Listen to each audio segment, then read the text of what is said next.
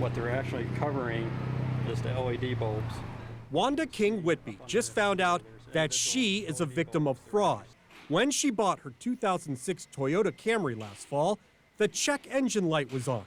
But she didn't know it because someone literally covered it up. Upon trying to see why it doesn't work, we actually started peeling the covering back, and you can see that they covered, so they just put a little piece of electrical tape on it just to black out where that light was on. Glenn Berry, a service manager at Theo's Automotive in Peachtree City, says this was a deliberate attempt to hide a problem and convince the buyer that there was nothing wrong with the car. This was intentional. They knew what they were doing. And the more he looked, and then you can even tap on it. It feels like you're tapping on plastic as opposed to metal. the more he found. She purchased the car with 151,000 miles, but not according to the Carfax report. It says that the mileage was at 151,000 with a note of mileage inconsistency. The mileage before that was 248,000. We cannot prove who tampered with Wanda's car, but we can show you where she bought it at a small car lot in Douglasville. He just told me that the vehicle was in good shape. It did not need any repair. I did not need to get an emission, and I should not have any problems with it. But she did. Wanda paid $4,000 for a car that would never pass emissions.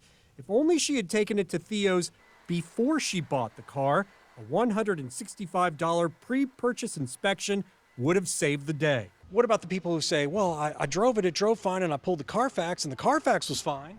That doesn't show everything. There's still things under the vehicle, things that a professional would notice that you wouldn't notice. Used cars are sold as is, but in the case of a tampered check engine light and a tampered odometer, that's illegal. We can't place blame, but we can ask questions. My question to you guys is, why don't you just pull the Carfax before you sell the car? So, for example, The guys at AP Auto in Douglasville put the blame on the dealer who sold the car to them. I bought it as like that. And just like that, they let Wanda return the car. How much is in this? Pull this out. It's a total of $4,000. Wanda says she's going to wait, but when she's ready to buy her next car, she will have it inspected first. Can I see this just to double check, just to make sure that you have it all? I'll be right back. In Douglasville, Better Call Harry, CBS 46 News.